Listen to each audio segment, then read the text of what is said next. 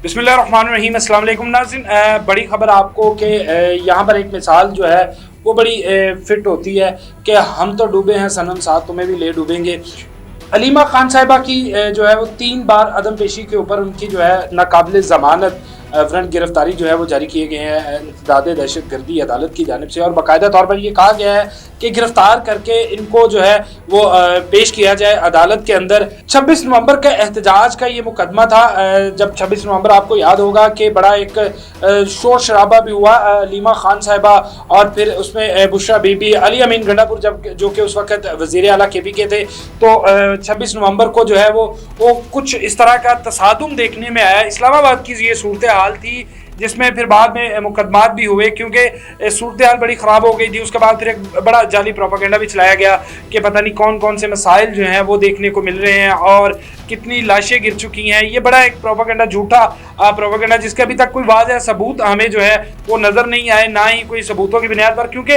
इनका ये जो बयानिया था इसको मुकम्मल तौर पर जब हमने देखा कि इनके जो रहनमा थे वो लिस्टें जब बात की जा रही थी किसी मौके के ऊपर कि 200 लोग जो हैं वो इस तसादुम के अंदर, और कुछ रहनुमाओं ने पता नहीं क्या क्या एक आप कह लें कि अफवाह के पर मबनी जो बयान थे वो दिए जाते रहे। किसी रहनुमा ने भी ये जो है वो समझना ज़रूरी ना इस चीज़ को जाना कि मुकम्मल तस्दीक के साथ, तो ये मुकदमा था कि इमरान खान साहब की रिहाई के लिए एहतजाज किया जा रहा था 26 नवंबर को। फिर वहाँ से KPK से एक काफ़िला निकलता है। उसके बाद जनाब इस्लामाबाद के अंदर जो है वो पुलिस के साथ जो है वो मुठभेड़ होती है। वहाँ पर कुछ हालात ख़राब होते हैं, शेलिंग भी होती है। कुछ वक्त जो थे गैर मुल्की वो पाकिस्तान के दौरे के ऊपर थे। बड़ा तहम्मुल के साथ इनको रास्ते में रोका गया कि रुक जाएं, ना करें, लेकिन खैर वो एक माजी का किस्सा है। तो उस मुकदमे के अंदर जनाब अलीमा खान साहिबा जो है उनको नामजद किया गया था। 3 बार जो है उनको पेश होने की हदायत की गई, लेकिन अदम पेशी की बुनियाद पर जो है उनके गिरफ्तारी के ऑर्डर्स जो है वो जारी किए गए हैं। इसके साथ साथ उनके जामिन थे उमर शरीफ, जिन्होंने जमानत दी थी जब लेकिन अदालत ने उनके भी जो हैं वो गिरफ्तारी के ऑर्डर्स जो है वो जारी कर दिए हैं। यहाँ पर वही मिसाल जो प्रोग्राम के शुरू में पहले आपको कही कि हम तो डूबे हैं सनम, साथ तुम्हें भी ले डूबेंगे, तो खुद तो पेश ना होवे लेकिन जामिन के लिए भी जो है वो एक उन्होंने जो है मुश्किलात खड़ी कर दी हैं। अब इसके साथ साथ जामिन की जायदाद के हवाले से इंसदाद दहशतगर्दी की अदालत की जानिब से DC रावलपिंडी को बाकायदा तौर पर यह कहा गया है कि उनकी तमाम जायदाद की तफसीलात जो है वो पेश की जाएँ और 22 अक्टूबर को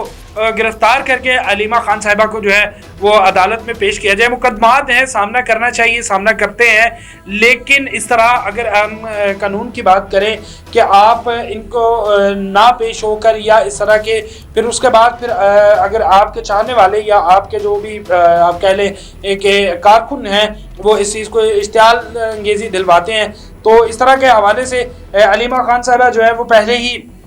इमरान खान साहब की हमशीरा तो हैं ही, लेकिन इसके साथ साथ उनके ऊपर पार्टी के अंदर से भी बड़े इल्ज़ामात लगते रहे कि खैर उनके कोई लॉबिंग चल रही है। उन्होंने बारहा इसकी तरदीद की, लेकिन अब जो है एक नई मुश्किल उनके सर पर आन पड़ी है, और मुश्किल ये है कि इंसदाद दहशतगर्दी की अदालत की जानिब से वाज़ह तौर पर ये जो है वो ऑर्डर्स जारी किए गए हैं कि गिरफ्तार करके 22 अक्टूबर को जो है हर हाल में अदालत के अंदर पेश करना है। उनके वकला जो है वो अब इस बात पर सर जोड़ कर बैठे हुए हैं कि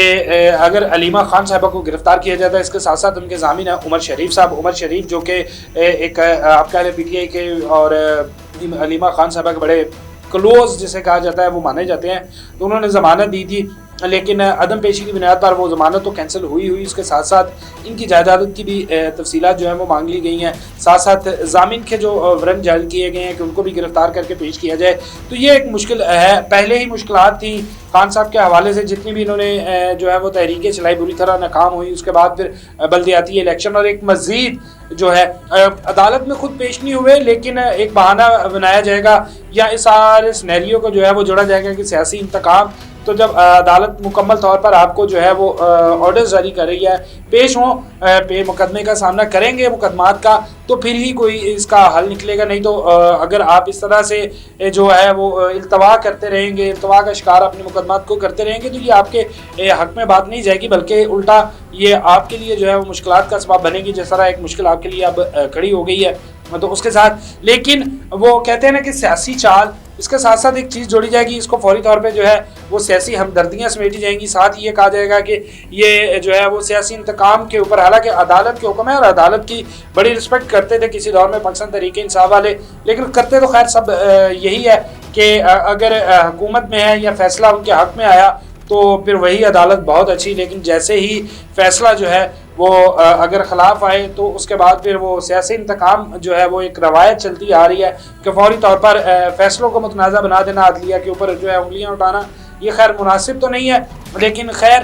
اس کے ساتھ یہی کہ اپنا کیا دھرا جو ہے خود پیش نہیں ہوئے، تو اب یہ سیاسی ہمدردیاں جو ہیں وہ میرا نہیں خیال کہ سمیٹی جائیں گی، کیونکہ عدالت کے واضح آرڈر ہے اور اب پیش ہونا پڑے گا، بلکہ پیش کیا جائے گا گرفتار کر کے۔ اس کے ساتھ ہی ہمیں دیجیے اجازت، اللہ نے کے بعد۔